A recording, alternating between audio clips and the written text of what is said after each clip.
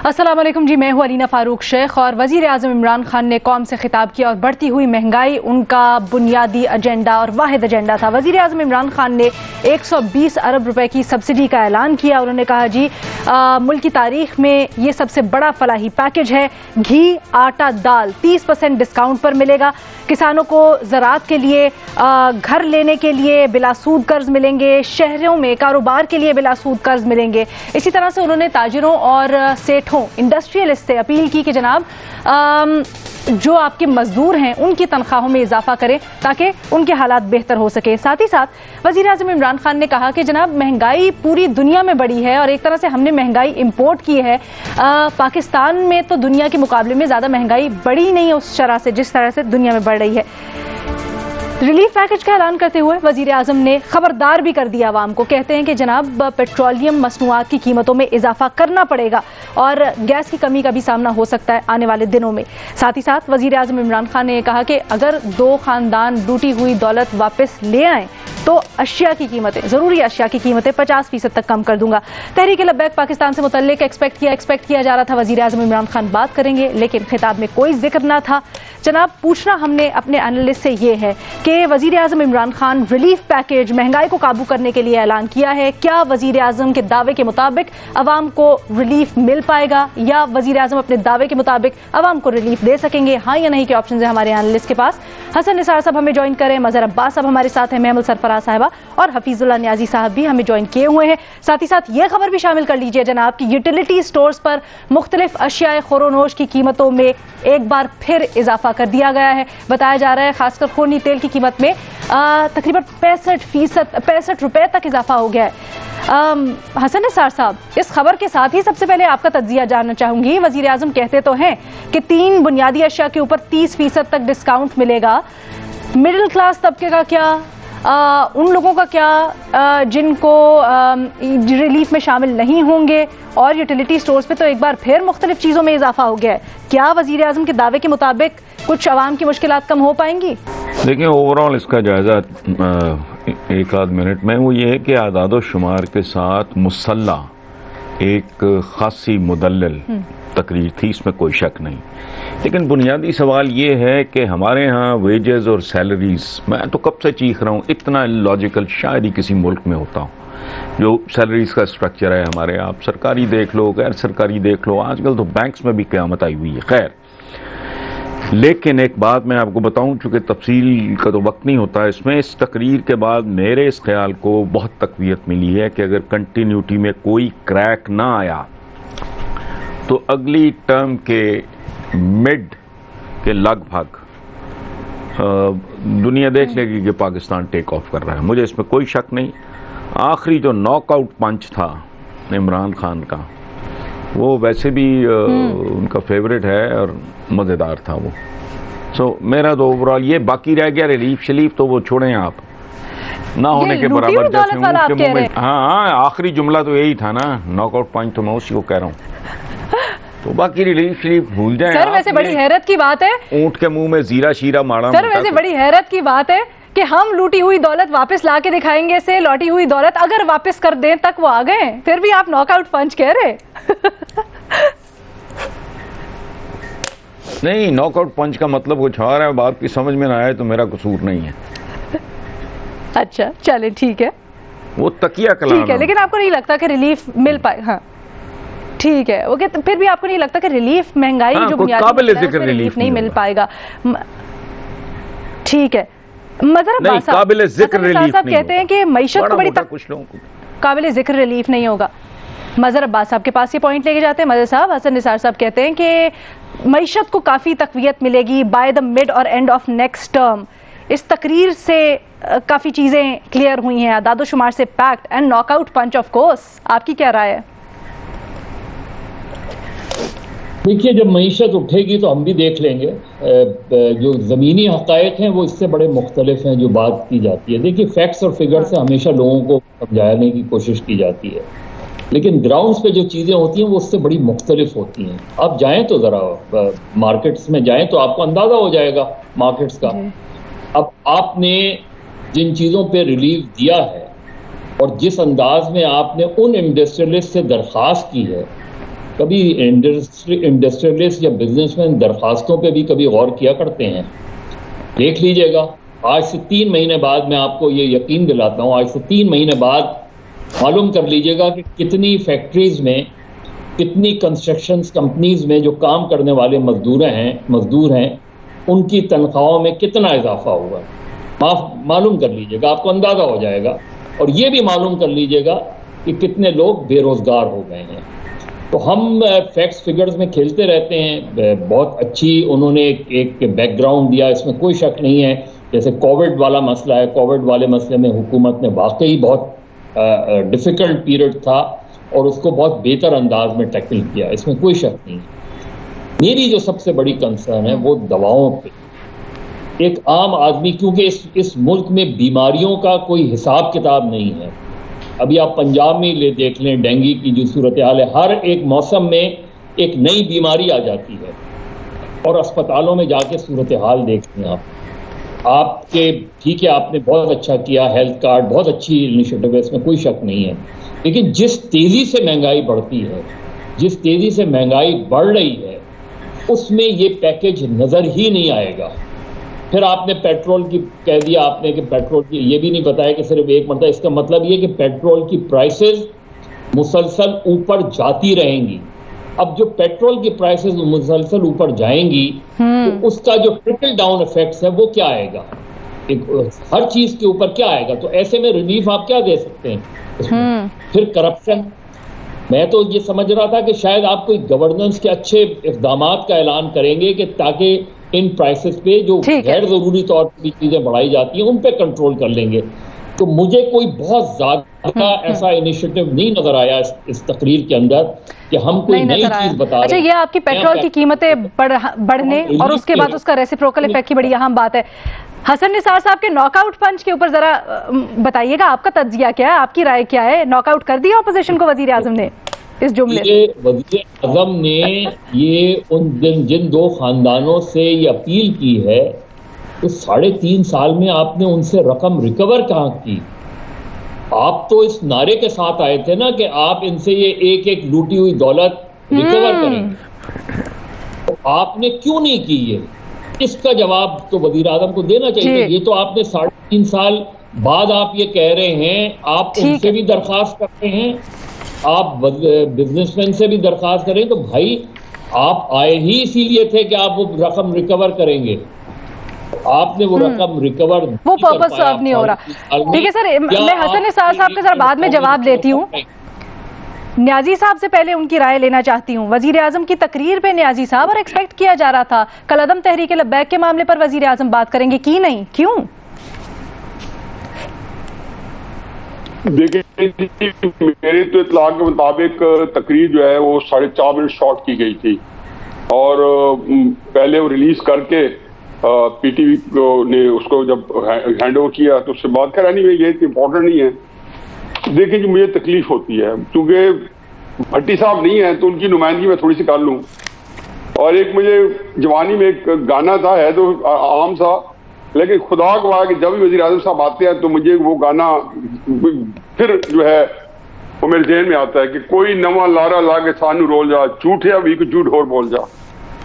मुझे बताएं कि पहले वो तो बताएं जो 2018 के इलेक्शन में उन्होंने कहा था हमारी पूरी तैयारी है, कैबिनेट बना ली और कुछ वादे किए। फिर 3 महीने के बाद कट्टे देने थे, 6 या 5 मुर्गियां एक मुर्गे के साथ, वो कितने लोगों में बांटी।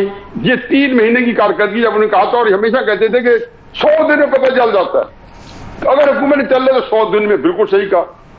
देखें, अब्राहम लिंकन की जो है, अब्राहम लिंकन की बड़ी जबरदस्त कोट है जो ये खुद 2,500 मरतबा दोहरा चुके हैं जलसों में। आप बहुत सारे लोगों को हमेशा के लिए बेवकूफ बना सकते हैं, आप बहुत सारे लोग, थोड़े लोगों को हमेशा के लिए बेवकूफ बना सकते हैं, आप बहुत सारे लोगों को थोड़े वक्त के लिए बेवकूफ बना सकते हैं, लेकिन आप बहुत सारे लोगों को हमेशा के लिए बेवकूफ नहीं बना सकते। मुझे इसमें कोई शक नहीं है कि तहरीक इंसाफ के अंदर बहुत सारे लोग होंगे जो उन्होंने इस तकरीर को जफ्फा डाल दिया होगा। तकरीर में है क्या? आप कहते हैं डेटाबेस हमने 3 साल में आप इकट्ठा किया, इसलिए मैं आपको 3 साल बाद बता रहा हूं। यानी कि आप कितना absurd किस्म का आर्गूमेंट लाते हो, एक ऐसा कि जिसको कहने जो तबीयत पे ग्राह गुजरता है। आप दलील दे रहे हो कि हम इसलिए ये पैकेज नहीं दे सके। अब ये देखिए पहले शुरू में हम इसलिए पैकेज नहीं दे सके कि हमारे पास डेटाबेस नहीं था, और 3 साल की मेहनत इश्ताका के बाद ये नहीं पता था कि डेटाबेस 2010 में पीपल्स पार्टी की हुकूमत तैयार कर गई थी। जिस वजीर आजम को जो बंदे, मैं हमेशा कहता हूं कि जो बंदे की तकरीर के अंदर इनको फैक्ट्स और फिगर्स देते हैं उनसे तो पूछे। आप जो कुछ फरमा रहे हैं, मतलब वो जो हसन साहब ने भी फरमाया ना कि अगले साल मिडिल तक, तो कहते हैं चौधरी साहब ना ही समझिए कि आप हजरत उमर बिन अब्दुल अजीज ने तबाह हाल सल्तनत को 2 साल में कर दिया। कितने लोगों ने जो 2002 में जो उर्दवान ने टर्की उठाया था, 3-4 साल में 100 बिलियन से लेके वो $1 ट्रिलियन के करीब पहुंचा दी इकॉनमी को। आपको इकॉनमी मिली है 300 बिलियन डॉलर की। आप कहते हैं जी 2 खानदानों ने किया, मदरसा में बिल्कुल ठीक है भाई। आप इसका मतलब है कि आप बेबस है उन लोगों की दौलत वापस लाने के। वो कहां किया कि इमरान खान आएगी 100 बिलियन, इनको कहां पर है? ठीक है, हसन निसार साहब से क्विकली जवाब ले लेते हैं इसका, ठीक है, क्योंकि हसन निसार साहब जो आपने बात की, हसन निसार साहब से 2 मिनट जरा जवाब ले लेते हैं आपकी बात का। न्याय साहब, अच्छा 2 मिनट आपकी बात का जवाब ले लेते हैं हसन साहब से। जी हसन साहब, वो बुनियादी बात यह है कि जब आप इस तरह की बात करते हो तो इलेक्शन कैंपेन के दरमियान और उससे पहले इसी तरह की बातें होती हैं। ये हमारी ट्रेडिशन है, पूरे बरसगीर की ट्रेडिशन है, कोई नई बात नहीं है। असल बात जो ये है, बददियानती होगी ये कहना वजीर आजम कैसे, वजीर आजम तो बहुत दूर की बात है, मेरे सुपुर्द करो ना इन लोगों को। अगर 72 घंटे में रिकवरी ना हो, 50,000, ये सिस्टम वजह ही इन लोगों का किया हुआ है। ये जो मैं कहता हूं, इस पूरे निजाम को तेजाब के साथ गुसल दो, मेरा ये जुमला 20 साल 22 साल पुराना है, जो 1000 बार मैं रिपीट कर चुका हूं। जब तक इस निजाम को, पूरे के पूरे निजाम को आप तेजाब के साथ गुसल नहीं देते, किसी का बाप भी किसी डाकू से कोई रिकवरी नहीं कर सकता।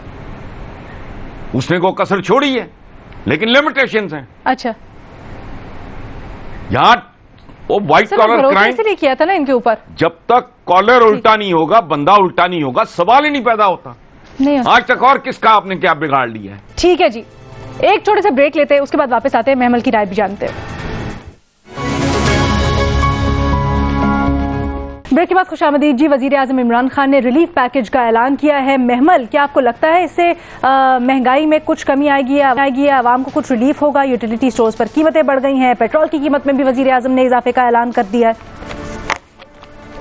अलीना, देखिए, मुझे नहीं लगता कि इस रिलीफ पैकेज से कुछ होगा। ठीक है, अच्छी बात है, आवाम को, गरीब आवाम को रिलीफ देना चाहिए, लेकिन असल मसला हुकूमत की कारकर्दगी का है। जब तक वो बेहतर नहीं होगी तो मईशत ठीक नहीं होगी, महंगाई कम नहीं होगी, लोगों को रोजगार नहीं मिलेगा। अब मैं थोड़ा सा जरा फैक्ट्स बता देते हैं। इधर आज चीनी की कीमत जो है वो तकरीबन 130 की है। ठीक है, अभी हुकूमत ने 3 हफ्ते पहले कहा था कि हम जो है वो 90 रुपए की करेंगे, उस वक्त 105 की थी। ठीक है, बिजली की कीमत इस हुकूमत ने, इनके अपने लोगों ने ये बात एडमिट की है कि ओवर द लास्ट 3 ईयर्स 40% से ज्यादा इंक्रीज हुआ है। ठीक है ना, बढ़ चुकी। और अभी शौकत तरीन साहब ने कहा है कि IMF से मुआहदे के तहत बिजली और पेट्रोल दोनों की कीमतों में इजाफा होगा। अभी पेट्रोल का इंडिया तो वजीर आजम साहब ने भी दे दिया। अच्छा, फिर वो कहते हैं कि जो महंगाई है वो दुनिया की, वो सारी वो बातें करते हैं, लेकिन मसला ये है कि इस रीजन के अंदर हमारे जो महंगाई का शरह रही है वो बहुत ज्यादा रही है, और अवाम की जो अपनी इनकम है वो बहुत कम रही है। उसके लिहाज से अगर आप वो देख ले, जो डिफरेंस आ जाता है। और अब आप सर्वेज उठा के देख ले, सर्वेज के अंदर 98% लोग कह रहे हैं कि उनका सबसे बड़ा मसला ही महंगाई है। जब ये सब कुछ हो रहा है तो देखिए, जब आप बात करते हैं रिलीफ देंगे, यूटिलिटी स्टोर्स पे ये करेंगे, बाकी सब कुछ करेंगे, लेकिन देखिए आवाम को महंगाई से रिलीफ मिला नहीं, दावे तो बहुत करें। अच्छा, पेट्रोल की बात की वजीर आजम साहब हमेशा कहते थे मैं डिक्टेशन नहीं लूंगा, लेकिन मेरे ख्याल में आज मान लिया कि बढ़ानी पड़ेगी, क्योंकि देखिए IMF की शराइत है। ये तो हमें शौकत तरीन साहब भी कह रहे हैं ना कि उनका बहुत दबाव है। अच्छा, गैस के बहरान पे भी वजीर आजम साहब ने कहा कि सर्दियों में गैस का बहरान आएगा। ये हम हर साल सुनते हैं, अच्छा, पहली चीज तो मैं कहूंगी कि वैसे शाहजेब खानजादा साहब सही निकले, उन्होंने ये बात की थी कि इस सर्दियों में भी गैस का बहरान आएगा। आज वजीर आजम साहब ने भी ये बात कर दी। अच्छा, दूसरी चीज, हर साल ये कहते हैं 3 साल से आपकी हुकूमत है, आपने इन 3 साल में क्या कोई नया टर्मिनल या गैस पाइपलाइन बिछाई ताकि कोई आवाम को रिलीफ मिले, बहरान ना आए? आपने 3 साल से हर सर्दियों में हम सुनते हैं, लेकिन जो टर्मिनल गुज़िश्ता हुकूमत ने भी लगाए थे उसके मुताबिक भी जो है LNG मंगवा नहीं आता है। तो मुझे बताएं कि इसमें किस तरह हो सकता है। अच्छा, एक चीज ये हसन साहब और न्याजी साहब वगैरह बात कर रहे थे और मजहर साहब भी, खानदानों से खैर अब तो जिस तरह आपने कहा अब रिक्वेस्ट पे आ गए, पहले तो कह रहे थे ना निकलवा लेंगे। 3 साल से इनकी हुकूमत है, केसेस हैं, अरेस्ट हुए, सब कुछ हुए, पैसे पता नहीं अरबों रुपए वापस लेंगे। एक तो पता नहीं इतने ज्यादा अरबों खरबों हैं भी जितने वो इस तरह के चार्जेस हैं। फिर ये है कि यूके के अंदर शहबाज शरीफ साहब को तो क्लीन चिट मिल गई। आपको याद होगा एक प्रॉपर्टी टाइकून की यूके में इलीगल जो पैसे थे वो उन्होंने 200 मिलियन पाउंड गालिबन थे जो वापस किए थे पाकिस्तान को। तो अगर कोई इस तरह की चीज होती तो फिर यूके से इनके भी, इन खानदानों के भी वापस। अच्छा जी, रिकवरीज की बात है, नैब से मुतालिक बड़ा अहम इंकशाफ हुआ है, ब्रेक के बाद उसके ऊपर बात करूंगी। मुझे सिर्फ एक चीज बता दें, वजीर आजम से बड़े सवाल आपने पूछे, लेकिन वजीर आजम कहते हैं जनाब मीडिया कौम को बताए कि जो महंगाई पाकिस्तान में हो रही है वो तो पाकिस्तान ने इंपोर्ट की है, दुनिया के मुकाबले में पाकिस्तान में बड़ी कम महंगाई की शरह है। ब्लूमबर्ग कमोडिटी इंडेक्स का उन्होंने हवाला दिया कि गूगल कर ले। आपने गूगल की? अलीना देखिए, हम गूगल के ऊपर नहीं, जो इनके अपने स्टेटिस्टिक्स है ना, मेरे ख्याल में पाकिस्तान बोर्ड ऑफ स्टेटिस्टिक्स की चीजें उठा के देख ले कि इन्फ्लेशन जो है वो पिछले 3 सालों में कितनी बढ़ी है और एवरेज इनकम वो कहते हैं दुनिया के मुकाबले में पाकिस्तान में बड़ी कम हुई है। मेरे ख्याल में फिर एवरेज इनकम वाली बात नहीं करते ना, ये बताए ना कि हमारी इनकम कितनी बढ़ी। अभी मजहर साहब ने बात की कि लेबर की और बाकी सबकी, आप मुझे बताएं आप लोगों की इनकम बढ़ी है पिछले 3 सालों में, कितनी बढ़ी है? नहीं, कंपेयर करें जर्मनी के साथ, अमेरिका के साथ, आपने उससे क्यों मुंह के अंदर घुंगनियां आ गई थी कि इंडिया का बता देते इन्फ्लेशन कितनी है, बांग्लादेश की कितनी है, श्रीलंका की कितनी है, नेपाल की कितनी है, बता देते इन्फ्लेशन मुल्क की कितनी है। देखिए, ये होता है अपने आप को धोखा देना, ये अपने आप को धोखा देना होता है। साउथ एशिया को जो आलम साहब इसमें एक्सपर्ट हो चुके हैं, वो कौम को धोखा नहीं दे सके। बड़ी तकलीफ दे उन्होंने आज फिगर्स के साथ मैनिपुलेट किया है, झूठ पर झूठ। आई एम सॉरी अलीना, लेकिन ये बरी जमानी होती है इंटरनेशनल प्राइस बार बार ये कह के जी कि दुनिया में बहुत महंगाई है, बरी जमानी हो सकते, क्योंकि खित्ते के अंदर तो आपकी महंगाई इतनी ज्यादा है। आप मुझे बताते पिछले 3 सालों के अंदर आप खित्ते की महंगाई उठाकर उसका आप कर लें कंपैरिजन, आए नहीं, अखबारों में आए हैं भाई, प्लीज हमें गूगल करने की जरूरत नहीं, आप पढ़ लें। ठीक है जी। हमारे तमाम तज्जियाकार महंगाई से मुतल्लिक कहते हैं कि जनाब ये हुकूमत ने जो रिलीफ पैकेज का ऐलान किया है ऊँचे के बराबर है, इससे कोई फर्क नहीं पड़ेगा, नहीं को ऑप्शन ले रहे हैं सारे के सारे तज्जियाकार। जनाब एक छोटी सी ब्रेक लेंगे, दूसरे सवाल के साथ हाजिर होंगे। जनाब नैब को हमने डिस्कस करना है, एक इंकशाफ हुआ है, नैब के रिकवर किए गए 815 अरब रुपए सरकारी अकाउंट में जमा ही नहीं करवाए। आज कायमा कमेटी बराए खजाना का इजलास हुआ जिसमें यह अहम बात सामने आई है। वजारत खजाना ने बताया कि नैब ने मजमूई तौर पर 821 अरब 46 करोड़ 90 लाख रुपए रिकवर किए। 6 अरब 50 करोड़ रुपए की रकम नॉन टैक्स आमदन के तहत मौसूल हुई।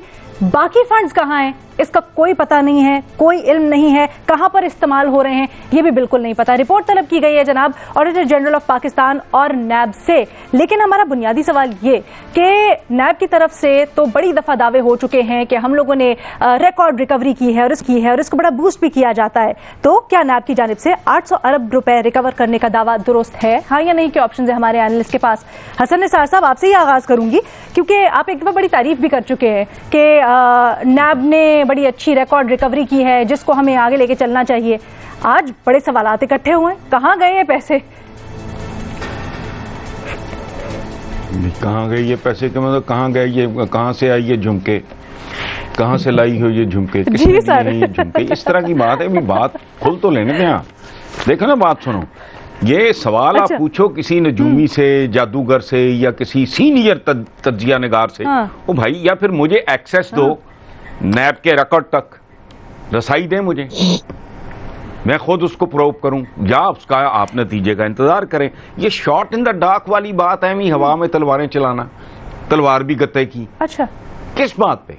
सवाल तो यहाँ हर रोज उठते हैं। सवाल तो आपके आप दायरा इस्लाम से खारिज हैं या नहीं है, अंदर हैं कि बाहर हैं, वो उस पर भी उठ जाता है। ये क्या बात हुई? अभी बात चली है, लेट्स कंक्लूड, लेट्स वेट कि भाई कंक्लूड हो जाए कहीं, पता लग जाएगा। आई एम वेरी फर्म कि ये इतनी बड़ी गप अजीब नहीं लगता कि कौमी खजाने में क्यों जमा नहीं करवाए गए अगर रिकवर हुए तो? भाई मुझे क्या पता प्रोटोकॉल क्या है, मुझे क्या पता प्रोसीजर क्या है, मुझे क्या पता कि उसका असूल कानून जवाबत नैब के मैं तो नहीं जानता। How can I pass a judgement? पता नहीं उसका क्या है। अंधे हैं जो जिन्होंने वसूल नहीं किया, फिर मुझे तो नहीं पता। देखो ना, मुझे क्या पता उनका क्या प्रोसीजर है, क्या प्रोसेस क्या है, पैसा आता है किधर जाता है, उसकी लिमिट क्या है। जब इतना हो जाए तो इसने यहां जाना होगा, वहां जाना होगा, फिर वसूली करने वाले क्या वो अंधे हैं? So there are so many questions, it's not a simple question. ये बहुत सारे सवालों को जन्म देगा। Let's wait. बिल्कुल सीधा साधा मामला नहीं है, बहुत सारे सवालात हैं जो इस मामले में खड़े होते हैं। क्या प्रोसीजर है? बहुत सारे। क्या जो रकम, ठीक है मज़ीद साहब, क्या प्रोसीजर है जब रकम रिकवर होती है तो नैब महकमा खजाना को या फिर कहां पर डिपॉजिट करवाने का, यह बताने का मजाज होता है? देखिए, अभी तो पब्लिक अकाउंट्स कमेटी ने भी नैब को लेटर लिखा है कि वो आप उसकी डिटेल्स दें उसकी। मुझे नहीं पता वो डिटेल्स देते हैं नहीं देते, उसूली तौर पे तो उन्हें देनी चाहिए इसमें डिटेल्स, क्योंकि अगर वो ये शो कर रहे हैं कि इतनी रकम रिकवर्ड हो गई है, अब अगर वो ये कह रहे हैं तो जाहिर है इतनी रकम रिकवर्ड होने के बाद वो डिपॉजिट भी हुई होगी। अब हो सकता है कि कुछ कोर्ट प्रोसीजर्स हों बहुत से केसेस में जिसकी वजह से चीजें इतनी ट्रांसपेरेंट नहीं है। ट्रांसपेरेंसी तो हमारे यहाँ एक बड़ा मसला है ना, हर चीज में, हर सिस्टम में ट्रांसपेरेंसी है बिल्कुल, लेकिन इतनी छोटी तादाद में रकम जो है वो कहीं गायब तो नहीं हुई होगी, मुझे नहीं लगता। मेरे ख्याल है कुछ प्रोसीजरल प्रॉब्लम्स हो सकती हैं इसके अंदर, लेकिन क्योंकि ट्रांसपेरेंसी हमारे यहाँ नहीं है, इसलिए अगर कैटेगोरिकली ये बता दिया जाता, मैं फिर ये कहता रहा हूँ कि ये बताएं कि कितनी रकम कितनों से रिकवर्ड हुई है और वो यहाँ डिपॉजिट है। तो डिटेल्स आई होप कि, क्योंकि फाइनेंस कमेटी ने ये सवाल उठाया है तो नैब की तरफ से इसका मुदल्लिल जवाब आना चाहिए। पब्लिक अकाउंट्स कमेटी ने भी उससे वो किया है उनसे। लेकिन अगेन ये जो हम अक्सर, क्योंकि हमारे यहाँ जो है वो पॉलिटिक्स ऑलवेज सेल, हमारे यहाँ ये रहा है मीडिया में भी कि हम सिर्फ उस चीज पे कंसंट्रेट करते हैं कि सियासतदानों से कितनी रकम रिकवर्ड हुई है, बाकी चीजों पे हम उतना कंसंट्रेट नहीं करते कि जी हाँ और सेक्टर से भी, जहाँ के हाउसिंग स्कीम्स हैं कई। अब मुझे याद है कि कराची में एक बड़ी हाउसिंग स्कीम थी जिसमें कोई 16 अरब रुपए वो डिस्ट्रीब्यूट हो गए अमंग दी जो भी उसके अलॉटीज थे, और वो फजाइया की हाउसिंग स्कीम्स थी।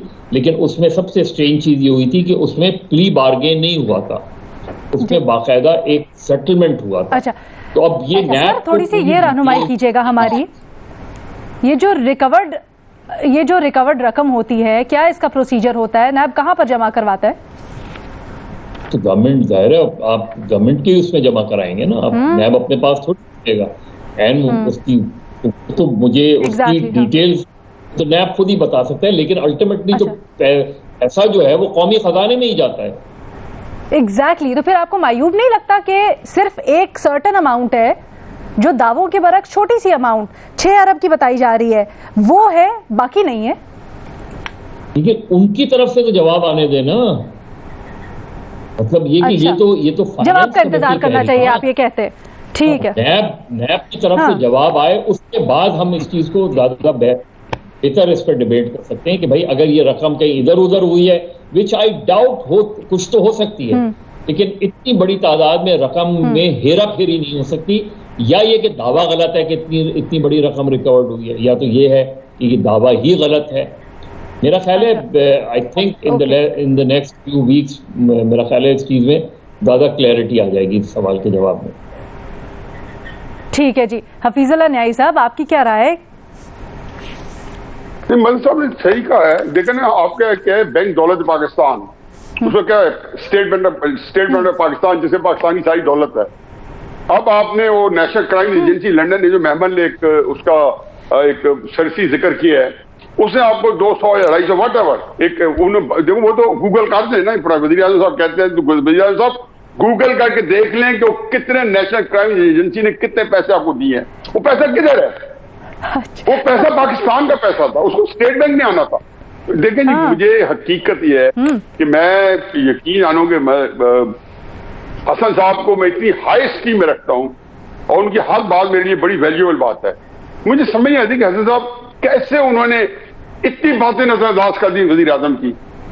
आज मुझे पता है वो जब किसी से मोहब्बत करते हैं तो टूट के करते हैं, अगले बंदे को मार भी देते हैं प्यार कर करके, लेकिन ये एक ऐसी चीज है कि पूरे पाकिस्तान का मसला है और हकीकत है उसमें हसन साहब को एक उसके अंदर ज्यादा उसको हसन साहब बड़ा दुख पहुंचा है आपने न्याजी साहब को साढ़े लेना था। मार्जिन बहुत कम रह गए हमारे पास।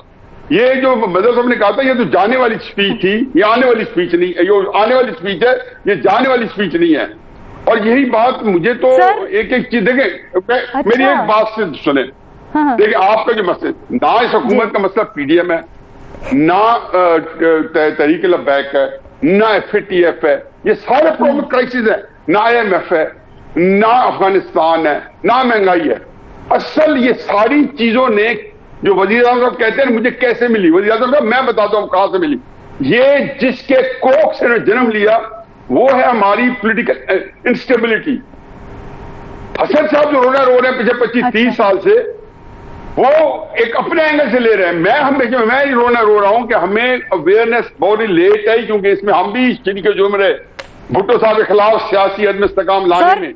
ये हसन साहब ठीक है, जो है न्याय साहब आपका पॉइंट आ गया। जन्म दिए हुए इस वक्त हसन निसार साहब से जल्दी पर हसन निसार साहब, न्याय साहब कह रहे हैं उन्होंने मर्ज की तशखीस कर दी है सर। अब हसन साहब न्याय साहब के जज्बात के लिए कोई रिलीफ पैकेज। एक मिनट अलीना, ये न्याजी साहब को चाहिए कि लिख के और बोल के माजरत करें। उसकी वजह यह है कि एक नीट पिलाने के बाद किसी को कहना तुम नशे में धोतो, ये तो नाइंसाफी है। मैं समझ गया था, ये जहर का टीका लगाया किसने?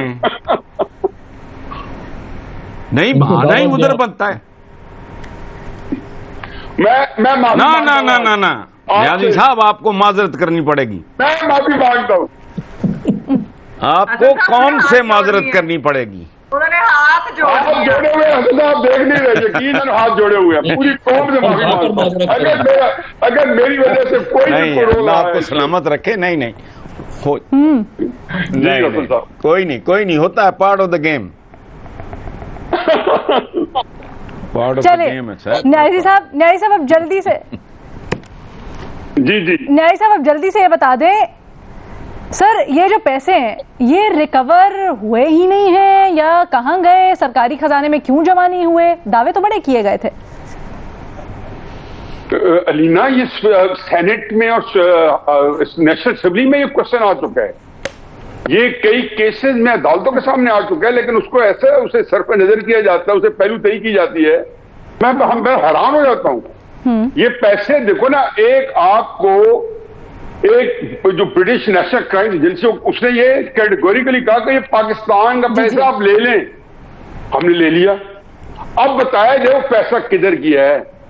देखो इनकी इतनी जो गजगज लंबी जुबानें और ये आगे कहते रहे, और जो 2 खानदानों का पैसा निकलवाने के लिए तो वो क्या मतलब वजीर आजम ने अपना एक छोटा पन इस क्राइसिस के अंदर लोगों ने यही कहा कि जो आखिरी फिक्र था कि ये बंदा जो है ना ये नॉन सीरियस आदमी है, हमारा वजीर गैर संजीदा आदमी है कि जो कि इतने संजीदा गुफ्तगू में आखिर में कह रहे हैं अच्छा फर्क क्या कि उनके ऊपर क्या चार्जेस क्या है। आप जो आपके कहने से कोई 2 अरब का 10 अरब होगा।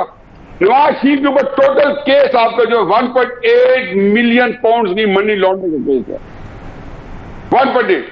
बाकी जो है जो हसन साहब ने कहा सेबर रेटलिंग है, हवा के अंदर तलवारें जो हसन साहब के गट्टे की तलवारें चला रहे हैं। ये देखिए अपने आप को धोखा देना सबसे आसान है, अपनी पार्टी के चंद जेलेट्स को धोखा देना बड़ा आसान है। अब पाकिस्तानी कौम ने भी आपसे धोखा खाया था, बहुत भी तादाद में आपके साथ चले गए थे, लेकिन ये यकीन आने के ओवर द पीरियड आपकी वज़ीर आज़म की साख और पार्टी की साख और गवर्नेंस जो है वो इतना बड़ा फेलियर है कि अब वो कोई बंदा इनका कोई अक्ल फादर अक्ल ही होगा जो इनकी इन बातों में यकीन करेगा। ये तकरीर देख मुझे तो बड़े अफसोस हुए। कि इट मीन कि आज के दिन में उनके पास कोई सीरियस प्रोग्राम नहीं है, सिर्फ तसली है। आप एक बंद दे रहे हो, कौम को लॉलीपॉप दे रहे हो। अच्छा, आपको पता है अभी बिलावल साहब का बयान है, वो भी सुन लें। नशर हो ही रहा है। बिलावल साहब ने कहा कि 1200 अरब कराची का पैकेज दिया था रिलीफ 2 साल पहले, उसका क्या पता है?